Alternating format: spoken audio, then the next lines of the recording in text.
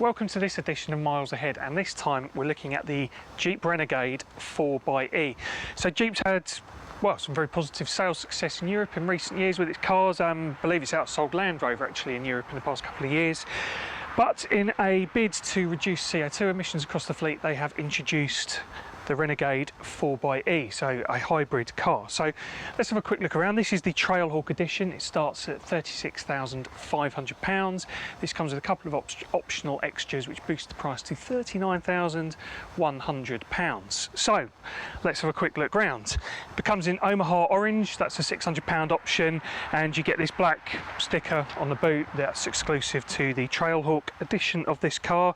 As we come round, it's riding on these 17-inch wheels which simultaneously look quite large and absolutely tiny in those wheel arches, but it's got the exaggerated wheel arches because this is a proper 4x4. So as you can see, it is trail rated, so it's called Trailhawk. So Jeep runs it on what is called the Rubicon Trail, which is in California, 20 odd miles of tough off-road terrain which this car has passed the test on, so hence it gets the Trailhawk denotation. And the Trailhawk is exclusive to the 4xe version of the Renegade as well, so if you go for the combustion engine only, you don't get the Trailhawk. So if you're buying this Jeep to do some serious off-roading, you're going to need to buy the hybrid.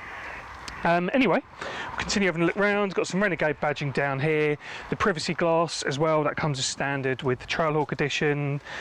17-inch wheels at the rear as well. The orange colour has split opinion with people I've spoken to. I actually quite like it, it's grown on me a little bit. You can pay a bit more to have a black roof. This doesn't have that option, it's just got the orange roof on top. And there's a bit more Trailhawk badging down the back here as well, so you know what you've got here. And there's the 4xe badge on the back, and you've got your towing hook here as well. So we'll unlock it. Makes that irritating beeping sound, which it does again. Oh, that hasn't done it. It normally beeps again when you open it. So we get into the rear. We've got the charging cable here. That's £300. Jeep will charge you for that. It comes with the optional space saver wheel in there as well. I think that's about 300 quid as well.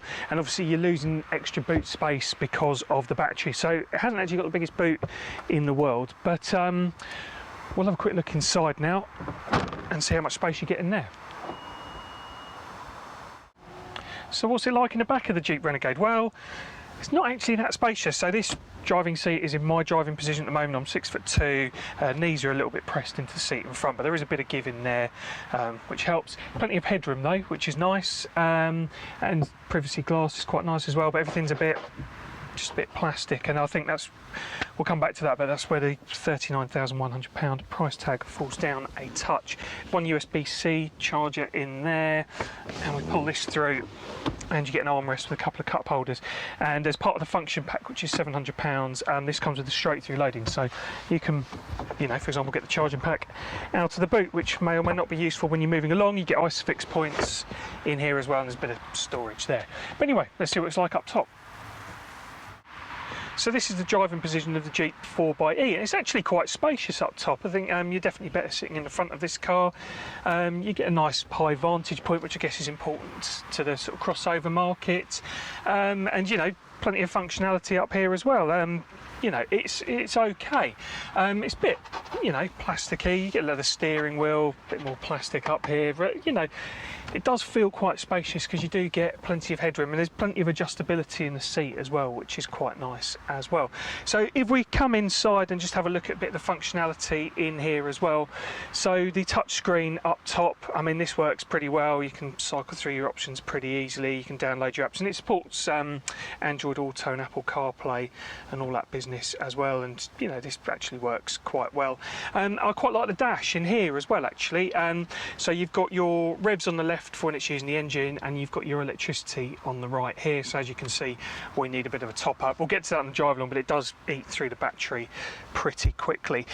One other complaint about the driving position is there's not really anywhere to put your left foot. So when you're driving along, a number of times I've had it in D here and just let the knee relax, and I've knocked it across into manual, which is a little bit irritating, but you know, not the end of the world by any stretch.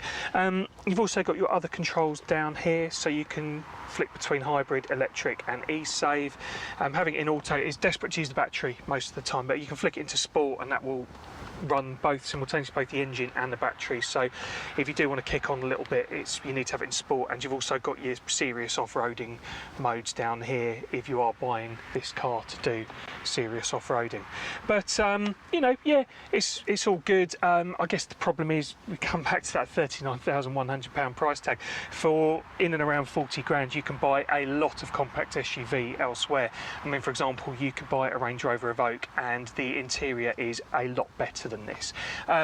You're paying for the battery though, so you know you are allowed to buy petrol cars for another 8.5 years. You're not duty bound to get a hybrid or an electric just yet. And I did have a look on their configurator. You can get a well specced out combustion engine version of this car and you'd get change from £30,000, and that feels a bit better value. It doesn't feel like a £40,000 car in here. I mean, that's his biggest issue, really. It just doesn't feel like you'd have spent £40,000 on this, and are you getting value for money there?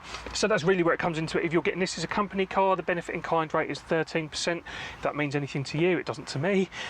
So you know that'll affect your monthly repayments. So it would make sense, you know, if you really want to get one and you can get one as a company car, then that makes sense. But I think if you're buying one out of your own pocket, I think you know, anything from 25 to 30 would be the sort of value point of this car, really, just in terms of interior feel and what you're getting for your money. But anyway, let's move on and get along to the drive along.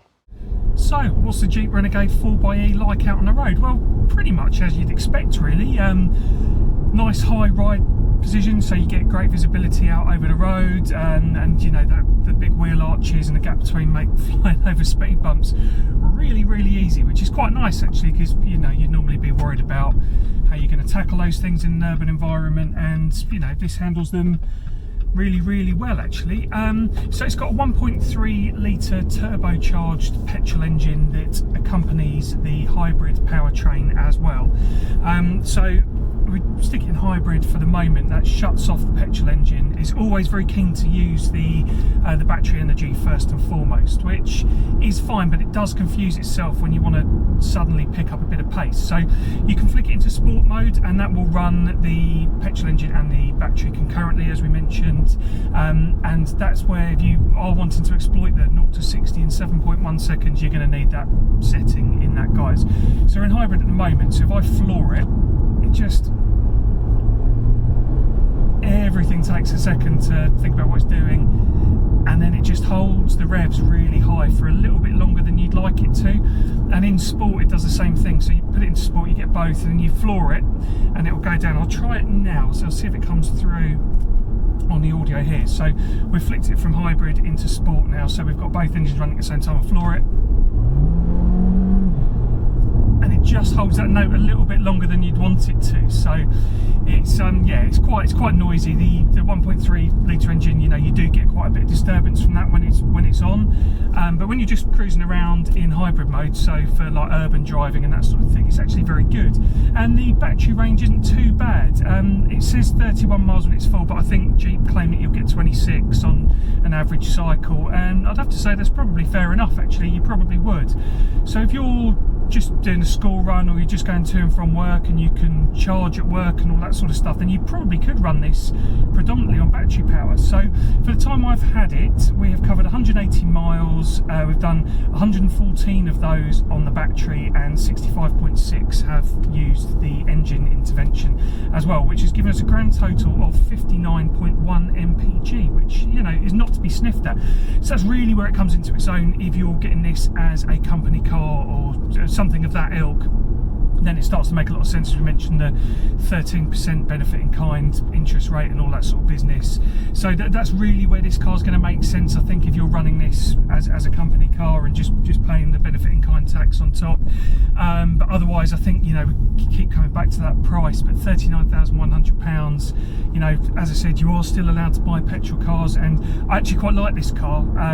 I think it's got its own charm. It looks different, it stands out. Whether or not you like that, I think that's to be applauded. Certainly in the compact crossover SUV market there, I'm sure you'd agree, quite a few bland looking cars. So even if you don't like this, at least it does look a bit different to the other stuff around it. Is that engine kicking in again, just making its wheeze. But yeah, I do quite like the looks of it and the way it presents itself, but inside it doesn't feel like a £39,100 car. It feels like a £25,000 to £30,000 car, which is, I think, if you were parting with your own cash up front, I think that would have to be the way to go. I quite like it. The ride quality is very good. It's smooth. It's what you'd expect. I mean, yeah, you start chucking it about a bit, you do get a bit of body roll.